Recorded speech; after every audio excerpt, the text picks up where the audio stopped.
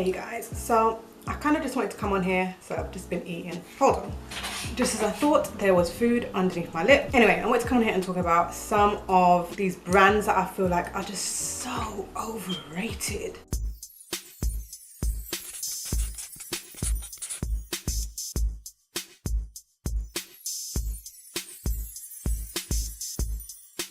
So let me firstly say that I'm not hating on any of these brands, and some of these brands might be your baes, they might be your faves, they might be the ones that you go to, but I just kind of feel the opposite, and I'm going to give you my reasons why also. Anyway, so the first one is KKW. So this is Kim Kardashian West's makeup brand. I kind of feel like she does makeup because number one, she's known for her contour. Like that was one of the things that people really like in regards to beauty. They really loved the way that her cheeks always just looked contoured, and that's down to her makeup artist, not necessarily her. Again, this isn't me throwing shade at her, but she was known for being like the contour queen kind of thing. So it was kind of like a no-brainer for her to do like a contour kit, which was her first product, if I remember correctly, aside from the collab, like the introduction collab that she did with her sister Kylie, because that was like a lipstick, like a 4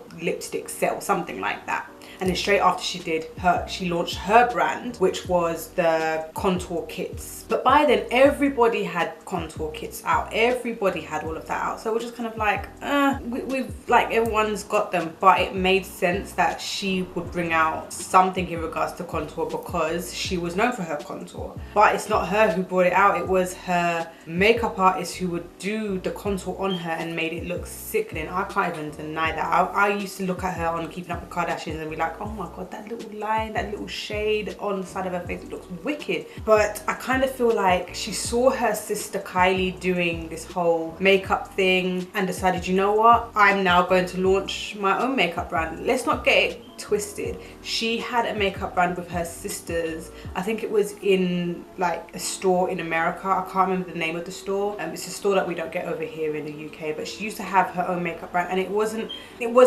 the right time, it wasn't popping, it wasn't like that, you know what I'm saying? It wasn't like how it is now, where literally everything that she releases just sells out immediately. It wasn't like that before.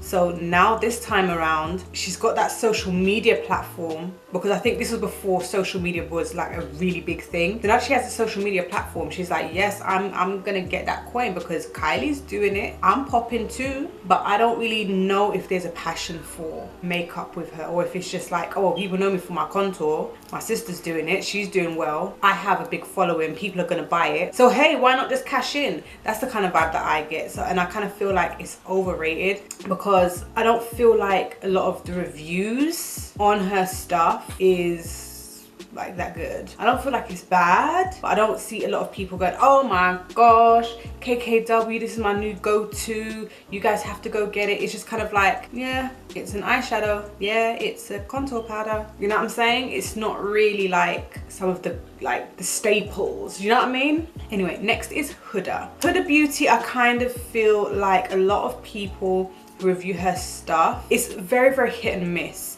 and I kind of feel like once something has come out and everybody has reviewed it, you don't really hear from it again. You don't really hear about it that much. Like in just regular tutorials, it's not like, oh yeah, and I'm gonna go to my Hooda Beauty baking powder or the highlighter palettes that she has. And actually quite a lot of people don't like those things. Her foundation, I found a lot of people either they loved it or they hated it. There was no real in between. But I just kind of feel like I see her stuff being pushed so much on Instagram. Well, she pushes her stuff on Instagram, which is a no-brainer. Of course you're gonna push your stuff on Instagram. Like, you'll be stupid not to.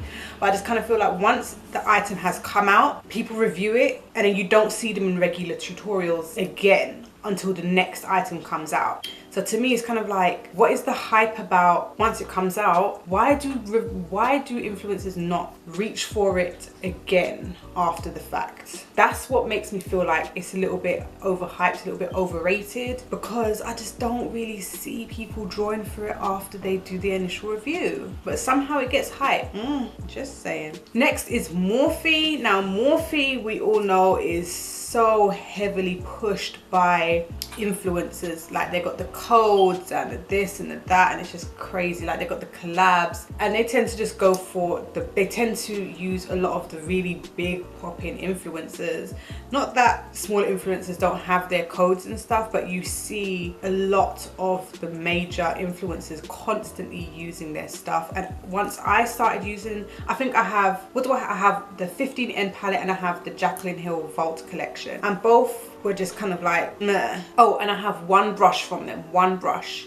The brush is cool, although I don't really draw for it that much, and maybe I should start drawing for it. The brush is cool, but I just kind of feel like I just don't get why they are so big. I think it's just marketing. I really do think it's just marketing, because even in some of these videos, and like some of these drama channels, but some people make like compilation videos, like, oh, 5 minutes of influencers like trying to sell Morphe, but then they'll show the flip side of it, and it's like you'll see half of the brush hairs just shedding and stuff like that, or they're trying to make excuses for the brush hairs shedding, or trying to make excuses for the eyeshadow not blending, and stuff like that. It's just like, okay, we get you're getting paid, we get it. But at the same time, it's like, but we see the other side as well. There must be some stuff that's making them, like, there must be some stuff which must be amazing, because I don't understand how they manage to stay at the top with subpar stuff.